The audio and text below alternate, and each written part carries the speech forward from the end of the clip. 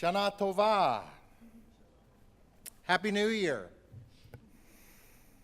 I was reminded this morning that for those of you who have nostalgia for the 70s, we've got another year as we're just starting 5779. So one more year of the decade of the 70s. We find ourselves now in the period of the Jewish calendar called High Holy Days, or the Days of Awe.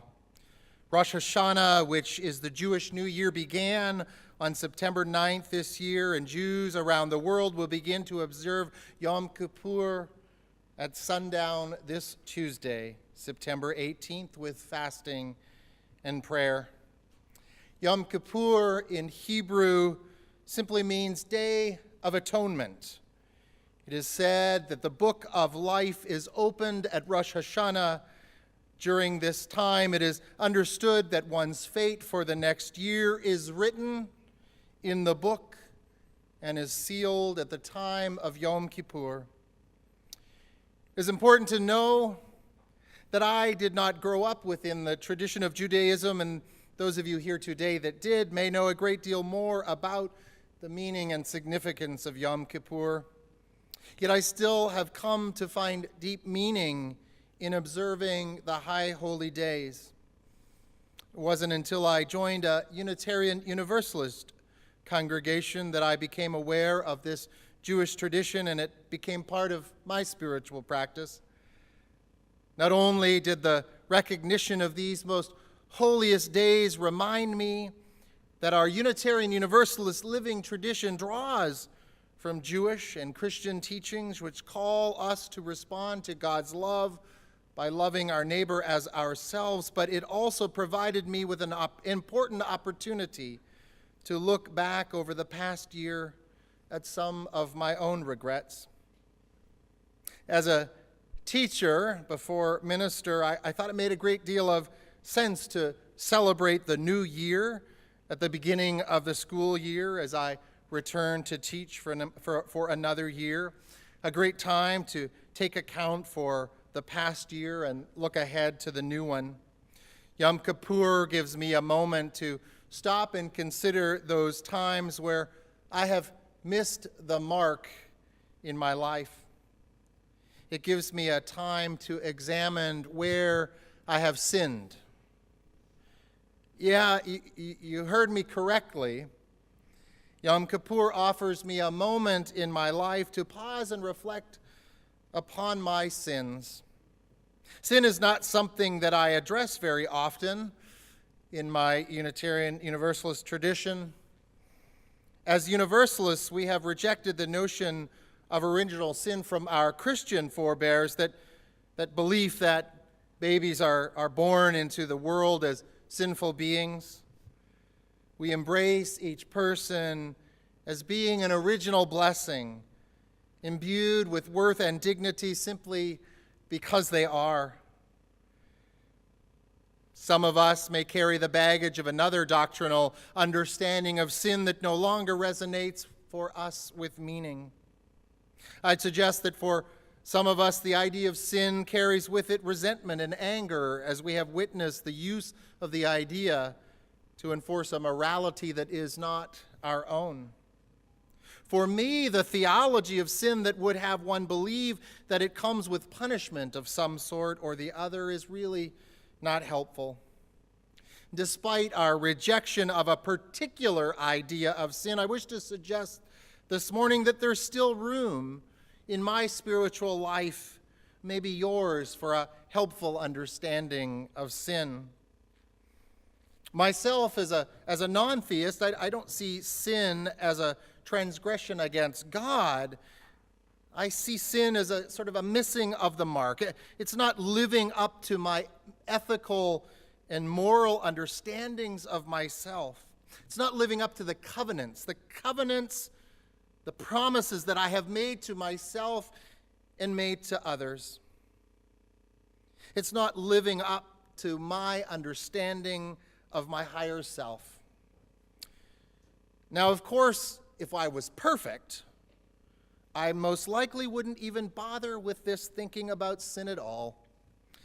Unfortunately, the gift, or maybe the curse of perfection, has passed me by. So, I won't be able to stand in front of you today and declare my perfection, and therefore I, like you, must consider how sin may be a useful and meaningful idea for my life.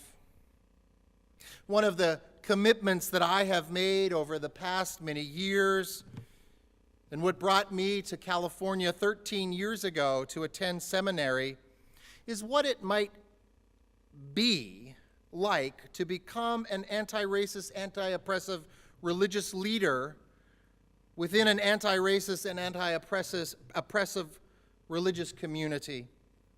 As part of this commitment, which is imbued with so many blessings, but also with struggle and hard work, both within myself and within community, I have continued to examine for myself how I benefit from white privilege, and how, as reframed more recently for me, how I benefit from white supremacy culture.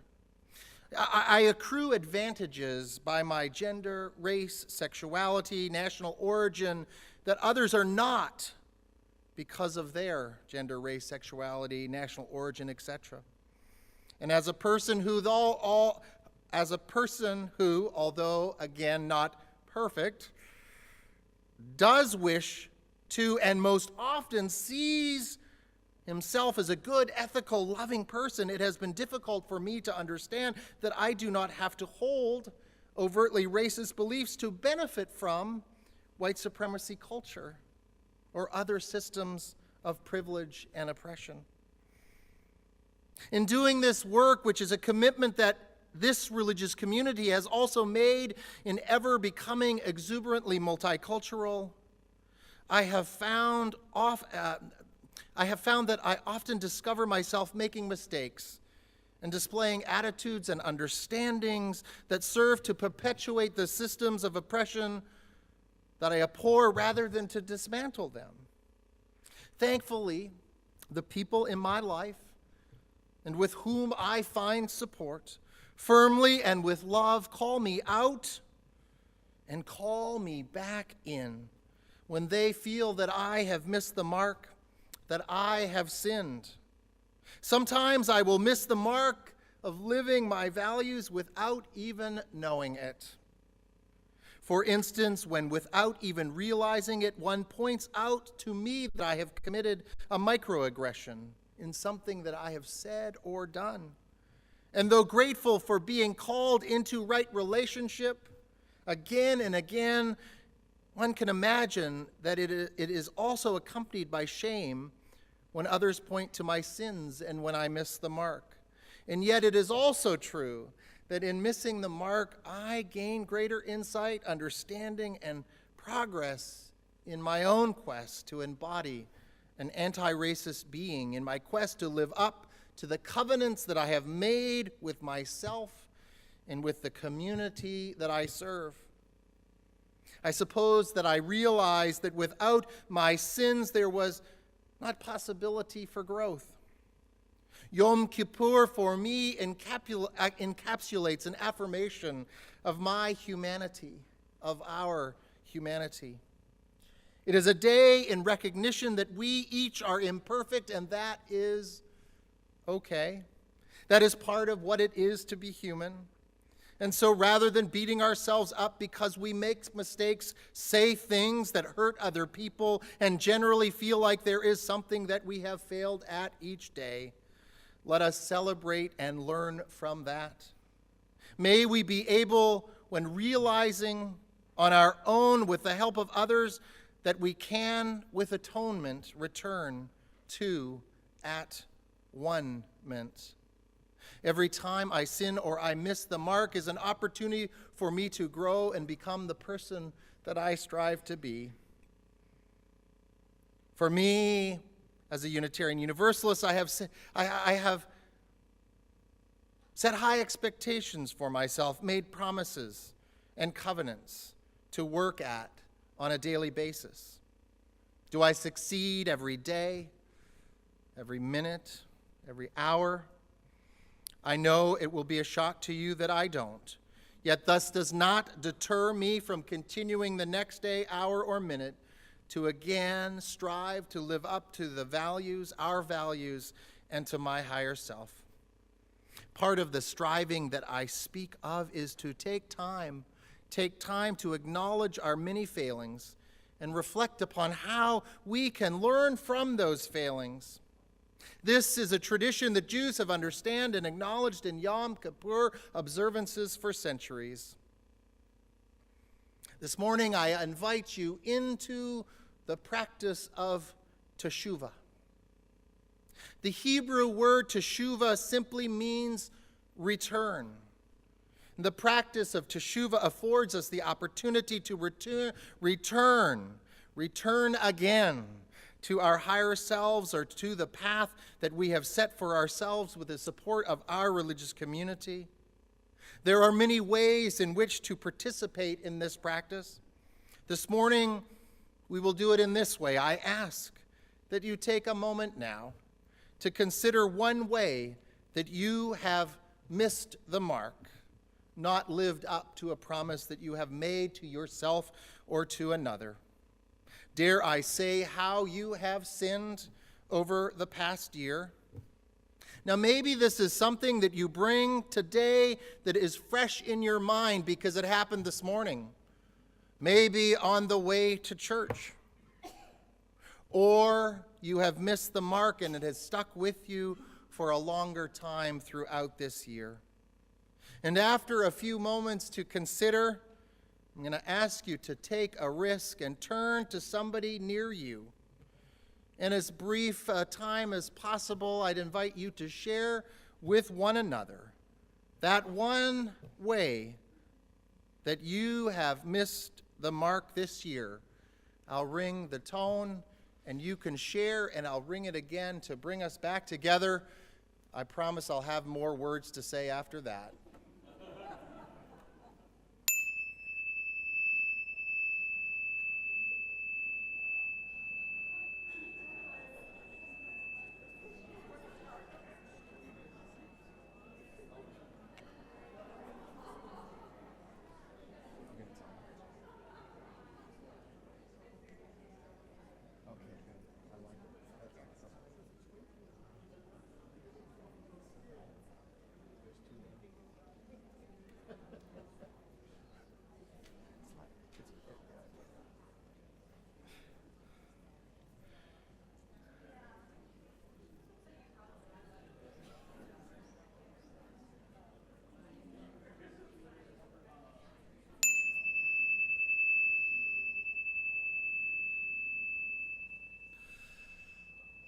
Ah, phew.